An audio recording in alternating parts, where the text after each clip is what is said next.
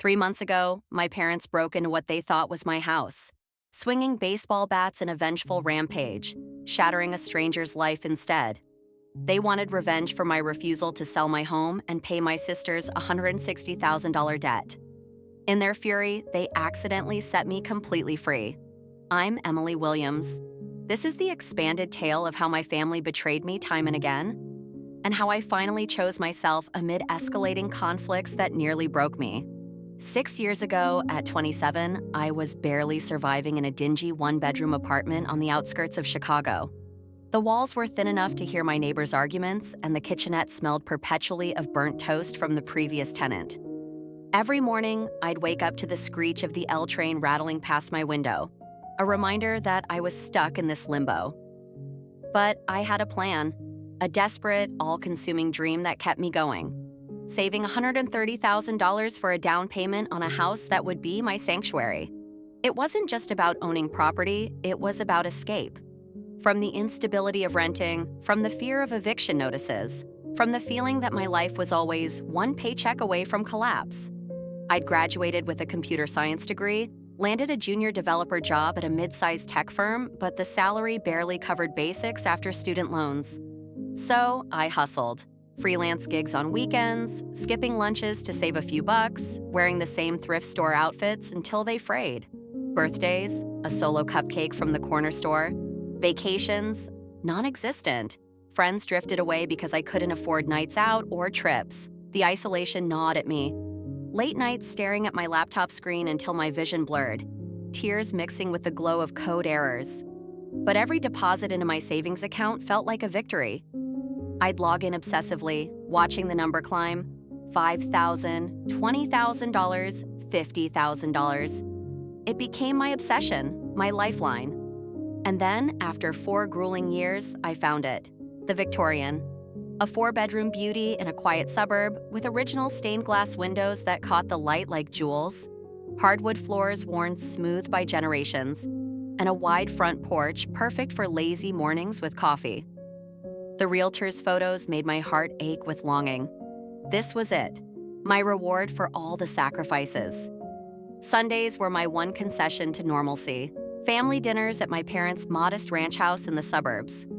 Helen and Robert Williams, mom and dad, had raised me and my older sister Emma in that home, filled with the scent of mom's homemade lasagna and dad's endless grumbles about his factory job. Emma, 4 years my senior, was the golden child. Charismatic, always scheming her way to the next big thing. Her husband Alex, a perpetual optimist, tagged along, hyping her ideas like a personal cheerleader. But even those dinners carried undercurrents of tension. Emma's first business, a boutique clothing store, had tanked after 2 years, leaving my parents to remortgage their house to cover her debts. The second, an online wellness brand, followed suit with creditors harassing the family phone line. Dad had a panic attack over it once, landing in the ER. Yet they always bailed her out, whispering that family sticks together. I, the responsible one, was expected to nod along, never complaining. That October Sunday started innocently enough. The air was crisp with fall, leaves crunching under my tires as I pulled into their driveway. Mom greeted me with a hug that felt a bit too tight, her eyes darting nervously. Dad was in his recliner, flipping channels, but he avoided my gaze. Emma and Alex were already there, huddled in the kitchen, whispering furiously. Dinner was served, but the conversation felt forced. Then Mom cleared her throat. "Emma has some exciting news," she said, her voice laced with that manipulative sweetness I'd come to dread. Emma launched into her pitch like a seasoned salesperson. Slides on her laptop, revenue projections, market analysis. Glossy images of her proposed app for personalized fitness coaching. This was her 4th venture. "I've learned from the past mistakes," she insisted, her eyes wide with feigned sincerity. "I just need $130,000 for startup costs, development, marketing, the works." The room went silent. Then all eyes turned to me. Mom had blabbed about my savings. They'd calculated it down to the penny. My stomach twisted. "Why me?" I asked, voice shaking. "Because your family," Emma said, reaching for my hand. "And the projections show we could double it in 2 years. You'd get $260,000 back, enough for an even better house." I pulled away. No, that's my house money. I've sacrificed everything for it." The explosion was immediate. Emma's face crumpled into tears. "How can you be so selfish after everything we've done for you?" Alex jumped in. "You're just jealous because Emma's the visionary. You're content with your boring job." Mom's voice turned sharp. "Emily, family helps family. Don't make us beg." Dad slammed his fist on the table. "Give her the money or don't bother coming back."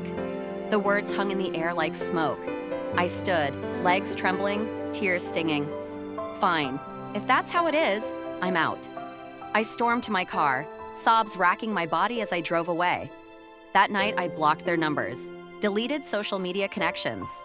The pain was visceral, a gaping wound where my family used to be, but conflict brewed internally too. Guilt gnawed at me. Was I the selfish one? Nights of insomnia followed, replaying childhood memories. Emma getting the new bike while I got hand-me-downs, parents praising her creativity while dismissing my practicality. Favoritism had always simmered. Now it boiled over. A year passed in a blur of work and isolation. I closed on the Victorian, the keys cold in my palm as I stepped inside for the first time. The stained glass windows bathed the empty rooms in color, and I collapsed on the floor, weeping with relief and lingering grief. This was mine. No one could take it. I furnished it slowly, a thrift store couch, a desk for my home office. Mornings on the porch became my ritual, coffee steaming as birds chirped. My career advanced. I got promoted to senior developer, salary bumping up. But the loneliness lingered. Dates were rare. Trust was hard after the betrayal. Through mutual friends, whispers reached me. Emma's app launched successfully. She bought a sprawling McMansion, jetted off to Bali, posted glamorous photos. Part of me was happy for her. The rest seethed at the injustice. Why did her risks pay off while my caution was punished? 5 years of no contact brought peace, but cracks appeared. Holidays were brutal. Thanksgiving alone with takeout, Christmas watching movies in silence. I joined therapy, unpacking the favoritism. "You're allowed to protect yourself," my therapist said, but doubt crept in. What if they needed me? Then Ethan entered my life. We met at a tech conference in Denver. Him a software engineer from Seattle, tall with kind eyes and a laugh that warmed me. Our first coffee turned into dinner, then long-distance calls every night. He listened to my family story without judgment. "You did what you had to," he said. For the first time, love felt safe. We visited each other, dreaming of a future. "Sell the Victorian," he suggested gently. "Move here. We'll find a place together." The idea thrilled and terrified me, but conflict resurfaced. An old friend, Sarah, called. "Your mom's been asking about you, says she misses you." I hung up, heart racing. Then emails started, from a new address. "Emily, we need to talk. Family emergency." I ignored the first few, but the subject lines escalated. "Dad's health failing. Please, it's life or death." Panic won. I replied, "What is it?" Mom's response, "Come home Saturday, urgent." I drove the 3 hours, stomach in knots. The house looked shabbier, paint peeling. Inside the ambush, Emma, Alex, Mom, Dad, all waiting. Emma looked haggard, eyes red. "My business tanked," she confessed. "Bad investments. We lost the house. Owe $160,000 to lenders, dangerous ones. They're threatening us." Mom chimed in. "Sell your Victorian, pay it off." "You're young, you can start over." The audacity floored me. "You disowned me 5 years ago. Now you want my home?" Arguments erupted. Emma screamed, "You're heartless. They'll hurt us." Dad threatened, "If you don't help, you're dead to us, for real this time." I left in tears, but they didn't stop. Texts from burner numbers. "Think of your niece." Emma had a daughter I'd never met. Calls at work. I blocked, but anxiety spiked. Panic attacks at my desk, fearing they'd show up. I couldn't take it anymore. The endless harassing phone calls had started as a trickle. Anonymous numbers lighting up my screen at odd hours, heavy breathing on the line. Or worse, Mom's tearful voice pleading, "Emily, please, just talk to us." But soon it escalated. Voicemails from Emma. "You owe us this. If you don't sell, we'll make sure you regret it." Texts from burners. "We know where you live. Think about your safety." And the constant feeling of being watched. Shadows at the edge of my porch light. unfamiliar cars idling on the street. Paranoia? Maybe at first. But deep down, I knew my family's desperation had turned them into something monstrous. My therapist had warned me about this. Toxic families don't let go easily, she said during our weekly sessions. They'll push boundaries until you enforce them. I nodded, but inside, doubt festered. Was I overreacting? After all, they were blood. Mom with her tight hugs that once felt safe. Dad's gruff advice that shaped my practicality. Emma's infectious energy that made childhood adventures fun. But favoritism had poisoned it all. Emma, the visionary, always got bailouts. I, the responsible one, was expected to sacrifice without question. Refusing had made me the villain in their narrative. Now, their emergency debt, $160,000 from shady lenders, had morphed into a crusade to claim my Victorian home as family property. Hiring a lawyer was my first real act of defiance. Mr. Hargrove, a stern family dispute specialist with wire-rimmed glasses and a no-nonsense demeanor, listened to my story over coffee in his cluttered office. "This sounds like harassment," he said, jotting notes. "We'll file for a restraining order, document everything, calls, texts, visits." I left feeling empowered, a folder of legal papers under my arm like a shield. But empowerment is fragile when fear lurks. They were one step ahead. It started subtly. A week after my lawyer sent a cease and desist letter, I noticed discrepancies in my mail. Bills arriving opened, junk mail with handwritten notes like, "We're watching." Then the private investigator appeared. At first, I only suspected something was off. A strange car, a nondescript gray sedan, parked across the street for hours, the driver sipping coffee and glancing my way. Footsteps in my backyard at night, rustling leaves that made me bolt upright in bed. I told myself it was the wind, the neighborhood cats. But fear gnawed at me, turning every creak in the old house into a threat. The invasion happened on a Tuesday evening. I'd just gotten home from work, my laptop bag slung over my shoulder, dreaming of a quiet night with takeout and Netflix to drown out the anxiety. The doorbell rang, sharp, insistent. I peered through the peephole, a tall man in a cheap suit, clipboard in hand. Flanking him were Emma and Alex, their faces flushed with a mix of triumph and desperation. Emma's eyes, once sparkling with schemes, now burned with resentment. Alex, ever the enabler, shifted uncomfortably but held his ground. I opened the door a crack, chain lock still on. "What do you want?" "Hello, ma'am," the man said in a flat, scripted voice like he'd rehearsed it 100 times. "I'm Mr. Harlan, a licensed private investigator. I've been hired by your family to conduct an appraisal of this property in support of an inheritance claim." Inheritance claim? My mind reeled. Dad wasn't dead. Hell, none of them were. This was a fabrication, a twisted legal loophole they'd concocted to justify intrusion. Emma pushed forward, her voice dripping with false sweetness. "Emily, don't make this hard. We just need to look around. See the value, check for any issues. It's for the family's sake." Alex nodded vigorously. "Yeah, fair division and all that. You wouldn't want to hide assets, right?" My heart pounded, a cocktail of rage and terror surging through me. This house, the stained glass windows, the creaky floors, the porch where I'd rebuilt my life, was my sanctuary. And they were treating it like a commodity to plunder. "You have no right," I stammered, gripping the door. "Get off my property or I'll call the police." Harlan flashed a sheaf of papers, official-looking documents with legalese I couldn't decipher in the moment. "This authorizes entry for inspection. Interfering could lead to charges of obstruction. Your parents signed off as potential heirs." Heirs to what? It was a bluff, I realized later. Some vague probate pretext twisted to their advantage. But in that instant, doubt crept in. What if they'd forged something? What if the law was on their side? Emma shouldered past me, the chain straining but not breaking.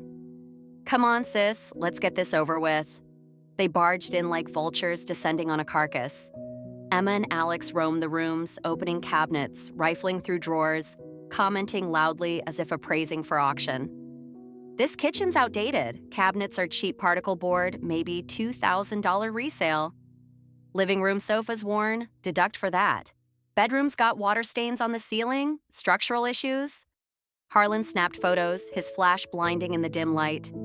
I followed them, protesting weakly at first, then shouting, "Stop touching my things.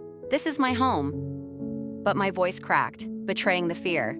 Inside, a storm raged. Betrayal from family who should protect, not pillage. Violation of the one space I'd carved out after years of sacrifice. Memories flashed, saving every penny, skipping joys for this dream. Now it was being dissected, devalued right before my eyes. Emma paused in my bedroom, picking up a framed photo of me and Ethan from our Denver trip. "Who's this? Your new boy toy? Bet he doesn't know how selfish you are." Her words stung, reopening old wounds of favoritism. She'd always been the center, her failures excused, her demands met. My refusal had shattered that dynamic, turning her admiration, if it ever existed, into venom. Alex in the kitchen opened the fridge. "Not much food here, living frugally still, huh? Could fetch more if we staged it properly." His casual cruelty masked his own insecurity, tied to Emma's sinking ship, enabling her to avoid facing his own failures. I snapped, "Get out, now!" I lunged for Harlan's camera, but he sidestepped, warning, "Assault on an investigator is a felony, ma'am." Terror flooded me, heart racing, hands shaking, vision blurring. This wasn't just property violation, it was psychological warfare, eroding my sense of safety. I retreated to the porch, dialing Mr. Hargrove with trembling fingers. "They're inside my house," I whispered. He promised to escalate the restraining order, but it felt too late. That night, I barricaded the doors, slept with a baseball bat by my bed. Insomnia gripped me, replaying the intrusion, questioning my worth. Was I heartless for not helping? Or was protecting myself the ultimate act of self-love? The harassment intensified post-invasion. Daily calls from Harlan. "We need follow-up access." Emma's emails. "Sell now, or we'll contest the title." Even Mom joined, her messages laced with guilt. "How can you do this to your father? His health is declining because of the stress." Dad's silence spoke volumes, his earlier threats echoing in my mind. Anxiety crippled me. Panic attacks at work, chest tight, breath shallow, colleagues asking if I was okay. Social life? Non-existent. Ethan, sensing my unraveling during our calls, urged, "Come to Seattle, I'll protect you." His voice was a lifeline, steady and kind, contrasting the chaos. Finally, I broke. "I can't stay here," I told him one night, sobbing. "They'll never stop." Selling the Victorian felt like defeat, but survival demanded it. I listed it below market, $450,000 instead of $550,000, just to close quickly. The buyers, a young couple with wide-eyed excitement, knew nothing of the drama. Signing the papers, I felt hollow, amputating a piece of my soul. Moving day dawned crisp, the truck loaded with boxes symbolizing my fractured life. A few friends helped, Sarah, my old confidant, and 2 coworkers. Ethan flew in, his presence a balm. We laughed nervously, packing the last items when tires screeched outside. Emma and Alex's car blocked the driveway. They stormed out, faces contorted in rage. Emma lunged first, grabbing my arm, nails digging deep enough to draw blood. "You think you can just run? This house is ours. Family asset." Her eyes wild, desperation turning to fury. Years of entitlement had built to this, seeing me escape while she drowned in debt. Alex shoved Sarah aside, blocking the truck. "Stop! We're not letting you steal from us."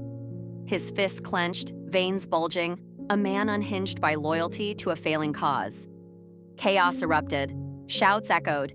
Neighbors peeking from windows. Boxes tumbled as Alex grappled with Ethan. Emma clawed at me, screaming, "Heartless bitch! They'll come for us if you don't pay." Pain shot through my arm, but adrenaline surged. Flashbacks hit. Childhood favoritism, the dinner explosion, the isolation. This was the breaking point. Physical assault crystallizing their toxicity. Ethan, ever the protector, pushed Alex back. "Back off! You're assaulting her!" He dialed 911, voice steady. "We need police, trespassing and assault at address." Sirens wailed minutes later. 2 officers arrived, badges gleaming. We explained. Emma and Alex spun lies. "She's stealing inheritance." But evidence, my bruises, witnesses, tipped the scales. "You're trespassing," an officer warned. "Leave now or face arrest." And stay away. Restraining orders in process. They retreated, hurling curses. This isn't over. But fear flickered in Emma's eyes, the first crack in her armor. Ethan hugged me tight. It's done. Let's go. We drove away, the Victorian fading in the rear view. Relief washed over me, mixed with grief. I'd lost my home, but gained freedom. Yet, a nagging dread lingered. They'd escalate. 3 months had passed since we fled Chicago in the moving truck, the Victorian shrinking in the rearview mirror like a dream I was forced to abandon. Seattle welcomed us with relentless rain and the scent of salt water, a city that felt both cleansing and isolating. Ethan's cozy 2-bedroom apartment in Capitol Hill became our temporary home, bookshelves overflowing with software manuals, a balcony overlooking evergreens, and the steady hum of his gaming PC at night. For the first time in years, I woke up without the immediate knot of dread in my stomach. Yet freedom, I learned, is not the same as peace. Work threw me a lifeline and a landmine at once. My company, impressed by my senior developer track record, offered a principal engineer promotion, complete with a 30% raise, stock options, and leadership of a new AI ethics team. On paper, it was everything I'd hustled for. In reality, the timing couldn't have been worse. The harassment fallout had left me raw. Migraines struck without warning, sharp pulses behind my eyes that forced me to dim my monitors and hide in darkened conference rooms. Colleagues whispered concern, but I brushed it off with seasonal allergies. Pride wouldn't let me admit that my own family had driven me to the edge of breakdown. Ethan and I began circling a deeper conflict. One rainy Saturday, curled on his couch under a shared blanket, he traced lazy circles on my shoulder and said quietly, "I've been thinking, maybe in a year or two, we could start trying for a kid." His voice was hopeful, eyes soft. My body went rigid. Kids. The word alone summoned visions of Emma's hypothetical niece I'd never met, of parents who pitted daughters against each other, of a childhood where love felt conditional on sacrifice. "I'm not ready," I whispered, pulling away. "I'm terrified I'd repeat the pattern. Favor one child, enable dysfunction, scapegoat the other." He didn't push that night, but the conversation resurfaced in fragments. He wanted roots. I feared planting poisoned ones. Arguments stayed civil, but carved small fissures, silent dinners, averted gazes. I lay awake listening to the rain hammer the roof, wondering if love could survive the ghosts I carried. The past refused to stay buried. Flashbacks arrived uninvited, vivid and cruel. Age 10. I'd saved $47 in a ceramic piggy bank shaped like a unicorn. Birthday money, chore earnings, every spare dime, for a new bicycle. One afternoon, I came home from school to find the bank smashed on Emma's bedroom floor, coins scattered like confetti. She grinned, mouth ringed with chocolate. "I needed candy money for the field trip. You have plenty." When I tearfully told Mom, she laughed it off. "Sisters share, Emily, don't be selfish." Dad ruffled Emma's hair and said, "That's my entrepreneur." I learned early that my boundaries were obstacles, not rights. Age 15, Emma, newly licensed, took the family minivan without permission and wrapped it around a telephone pole after a joyride with friends. No one injured, thank God, but the car was totaled. Insurance skyrocketed. At the dinner table, Dad's rage turned on me. "You knew she wanted to drive. Why didn't you watch her better?" I was at a study group 10 miles away. Logic didn't matter. I became the responsible one who'd failed. Emma cried prettily, received a hug and a new used car 6 months later. I received lectures on family accountability. These memories weren't random. They surfaced whenever guilt whispered that maybe I should forgive. Maybe I was the cold one. Therapy became my anchor twice a week. Dr. Reyes, a calm woman with kind eyes and a wall of plants, helped me name the patterns. Parental enabling of Emma's impulsivity, my role as family scapegoat and emotional shock absorber, the deep codependency that taught me love meant self-erasure. "You were parentified young," she said. "Your needs were framed as burdens. Protecting yourself now feels like betrayal because it disrupts the only system you knew." The words landed like stones in still water, rippling through years of doubt. Meanwhile, my family's reconciliation campaign escalated from manipulative to theatrical. It started with Dad. One bleak November evening, Ethan opened the door to find Robert Williams standing on the welcome mat. Unkempt beard, clothes rumpled from travel, eyes bloodshot. He'd flown to Seattle unannounced, tracked us through some mutual acquaintance. Emily, he called past Ethan, voice cracking. We're homeless now, lost everything because of your selfishness. Your mother's in a motel. Have mercy.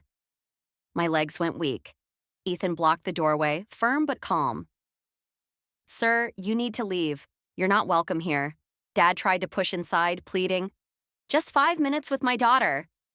Neighbors' lights flicked on. Ethan dialed 911. Two officers arrived within minutes, escorted Dad to the curb, issued a verbal no trespass warning. As the cruiser pulled away, Dad shouted, "You'll regret this when we're on the street." I trembled for hours afterward, migraine blooming full force. Part of me wanted to wire money anonymously, just enough for rent. Ethan held me and said gently, "That's the guilt talking. They're adults who made choices." Mom's approach was subtler, more insidious. Handwritten letters began arriving weekly, thick envelopes scented faintly with her old perfume, pages filled with looping cursive. First letter, regret and nostalgia. I see now how we favored Emma. I was scared of losing her spark. Please forgive an old woman's mistakes. Second, health scares. My blood pressure is through the roof. Doctor says stress is killing me. Third, outright lies. Emma's in therapy, taking accountability. We just want our family whole again. I read them in the kitchen, heart pounding, then carried them to the balcony and burned them one by one in a metal bowl, watching the paper curl black. The smoke stung my eyes, but the act felt necessary, like exorcism. Still, ashes of guilt settled in my chest. What if Mom really was dying? What if I became the monster they painted? Emma's life, meanwhile, imploded spectacularly, and of course, she blamed me. Mutual friends, those still speaking to me, relayed the chaos. Alex filed for divorce shortly after the moving day confrontation. The $160,000 debt had swallowed their McMansion. Foreclosure loomed. Alex, exhausted by years of enabling, finally walked. Emma's social media, which I viewed once through a fake account, then never again, alternated between cryptic victim posts. Some people destroy families for their own happiness, and desperate GoFundMe campaigns that raised almost nothing.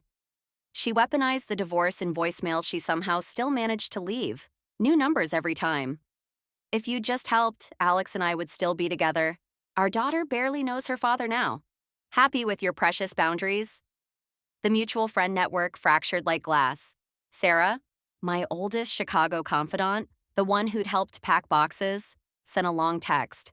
I talked to your mom. I didn't know the full story. Blood is thicker, Em. I can't stay neutral anymore. She blocked me before I could reply. Others ghosted quietly.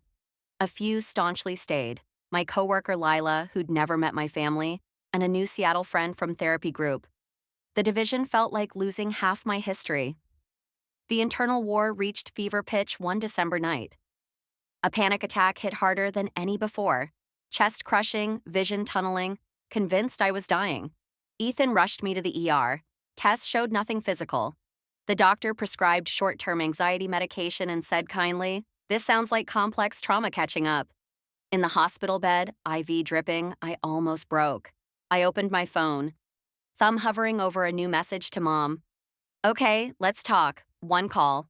Tears blurred the screen. Ethan, sitting beside me, didn't grab the phone but said softly, "Whatever you decide, I'm here. But ask yourself, what will contact actually cost you?"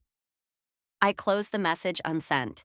The next therapy session, I cried for the entire hour, grieving the family I wished I'd had, not the one I got. Dr. Reyes introduced the concept of radical acceptance. They may never change. I could still heal. Slowly, agonizingly, the subplots began to resolve. Migraines eased with medication and reduced caffeine. Ethan and I attended couples counseling. We agreed to table kids for 3 years, focusing instead on building security together. I accepted the promotion but negotiated partial remote work to protect my nervous system. Dad never returned after the police escort. Mom's letters stopped when the last one came back. Return to sender. Emma's online pleas faded as reality set in. And me? I still flinched at unexpected doorbells. I still checked rearview mirrors for familiar cars. But doubt no longer ruled me. Deception, from them and from my own guilt, had been named and faced. One crisp January morning, Ethan and I hiked Discovery Park at sunrise. The Sound stretched silver below us, Olympics rising in the distance. He took my hand. "You chose yourself," he said. "That's not selfish. That's brave." For the first time, I believed him. News of the break-in spread like wildfire. A local Chicago station ran the story first. Elderly couple mistakes sold home for daughters. Causes $45,000 in damage with baseball bats. Anonymous tips, likely from neighbors or the young couple's friends, fed details to reporters. Soon headlines twisted it into a sensational family feud. Parents vandalize innocent couple's home in bitter dispute over daughter's refusal to bail out sister. My name stayed protected at first, victim privacy laws, but online sleuths connected dots from public records. Forums and social media exploded with speculation. Trolls flooded my old dormant accounts with messages. "Selfish bitch, hope they finish the job next time." Anonymous calls rang at odd hours, heavy breathing, slurs, threats like, "Karma's coming for you." I changed my number again, enabled two-factor everything, even considered a P.O. box. Ethan installed security cameras around our apartment. Sleep became fragmented. Every car door slam outside sent my heart racing. Therapy sessions doubled. Dr. Reyes called it secondary trauma. The original wounds reopened by public scrutiny. Then came Emma's lawsuit. Served via certified mail one gray Seattle morning, the papers accused me of intentional infliction of emotional distress and tortious interference with familial relations. She claimed my unreasonable refusal to sell the Victorian and pay her $160,000 debt directly caused her business collapse, divorce from Alex, and mental health spiral, demanding $500,000 in damages plus punitive awards.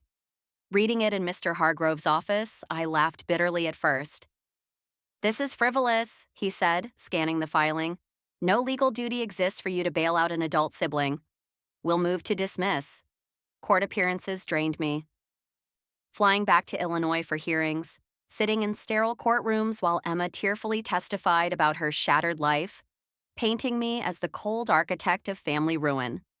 Mom and Dad, on probation after pleading to reduce charges, criminal damage to property, sat in the gallery glaring.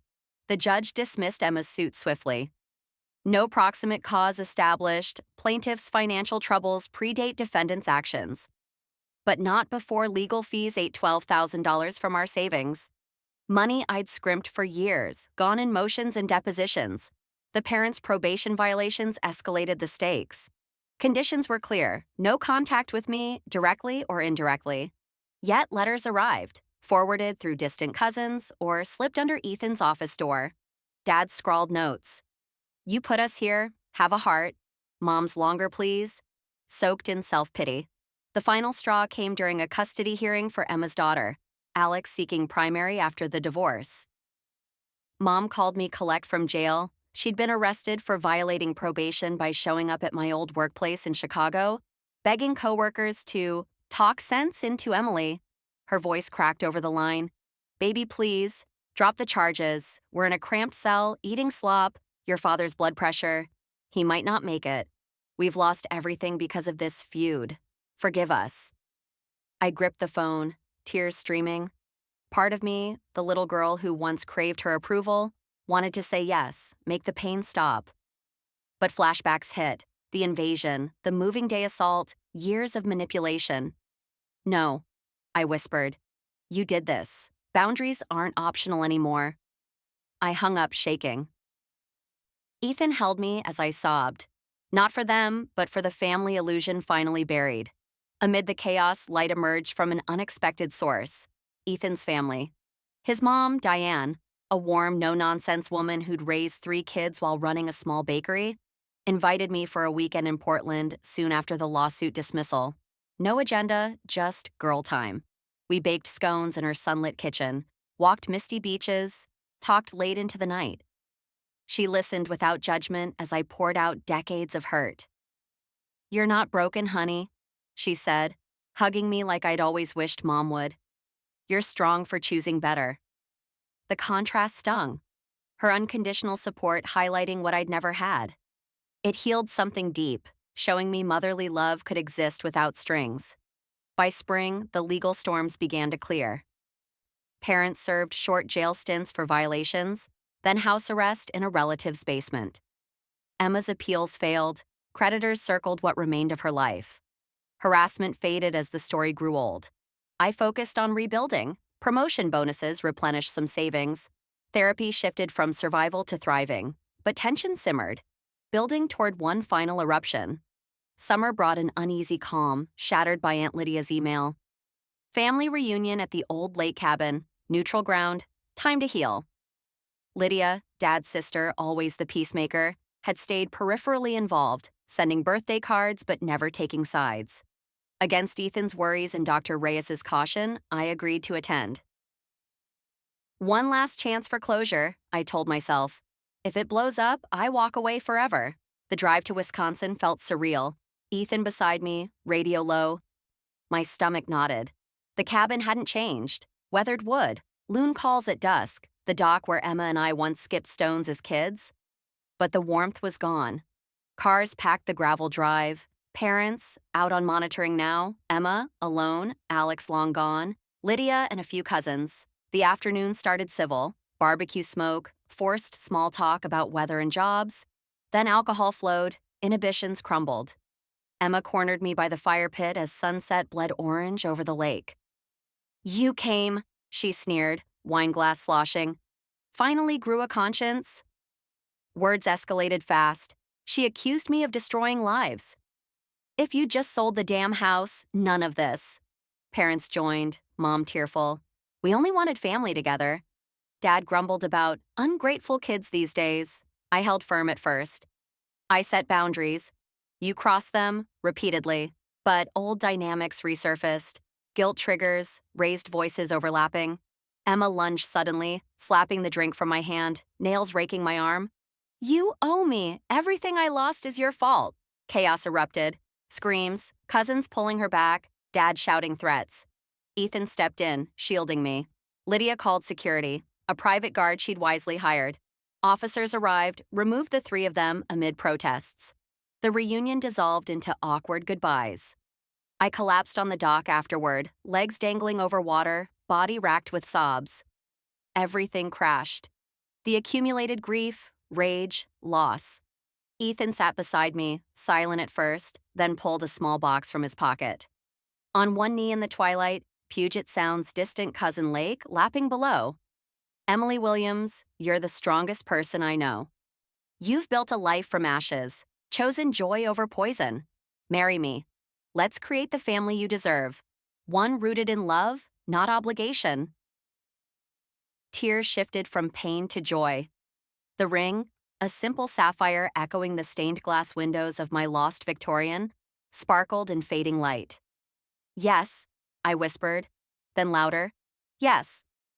We kissed as stars emerged, the weight lifting. That proposal wasn't just romance, it was triumph, a promise that my story wouldn't end in their toxicity. 2 years later, life bloomed in ways I once thought impossible. We bought our forever home, a cozy craftsman bungalow in West Seattle with a wraparound porch, mature cherry trees, and a garden plot waiting for my inexperienced hands. Closing day felt redemptive. Keys in palm, no family ambushes, just Ethan grinning as we carried the first box inside. We painted walls soft blues, hung art from our travels, turned the spare room into an office. Later, a nursery in waiting. Wedding planning became joyful therapy. Small ceremony on the Olympic Peninsula beach. Diane walking me down the aisle, my choice, her honor. Ethan's siblings as bridesmaids, groomsmen. Lila from work officiating. I wore a simple lace gown. Vows promised mutual protection, growth, honest love. No toxic relatives invited. The day was perfect. Laughter, dancing under string lights, toasts celebrating resilience. Kid talks evolved naturally. Therapy helped me reparent my inner child. Couples counseling equipped us for healthy patterns. We decided to try soon after the honeymoon. Bali, ironically echoing Emma's old glamorous posts, but ours earned through steady work, not schemes. Career soared. I led major projects, mentored juniors, even spoke at conferences on work-life balance post-trauma. Savings rebuilt, investments grew. Weekends filled with hikes, farmers markets, game nights with new friends, a chosen family richer than blood. The old one faded into irrelevance. Whispers reached me occasionally, parents and Emma in a cramped rental, constant fights, jobs lost to reputations. Sporadic apologies arrived, emails begging forgiveness, promising change. I read, felt fleeting pity, then deleted. No response needed. Silence was my boundary. Doubt lingered briefly in quiet moments. Holidays, hearing other families' stories. Was I too harsh? But peace prevailed. Conflicts had forged unbreakable strength. Empathy without self-sacrifice. Love without conditions. Cutting them off was agonizing, but it saved me. No regrets, not one. The family you build with real love beats the one you're born into every time. If this hits home, share it. Comment if you've had to walk away. Freedom is worth the pain.